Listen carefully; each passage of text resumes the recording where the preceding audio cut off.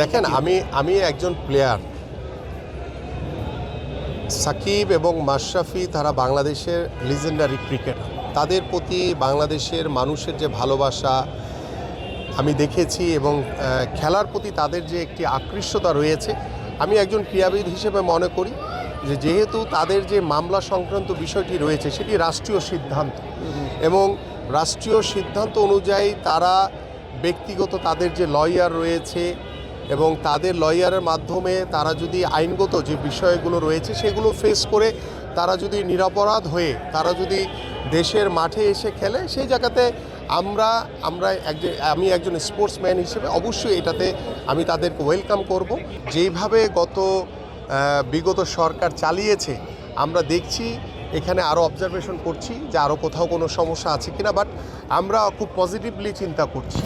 যে আমরা অতীতের দিকে না তাকিয়ে আমরা যে ভালোটা করতে চাই সেই ভালোটা যাতে আমি আমার দ্বারা শুরু করতে পারি। আমাদের মাননীয় প্রধানমন্ত্রী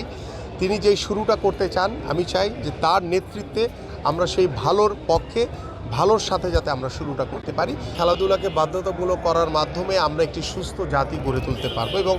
আমার এই এলাকায়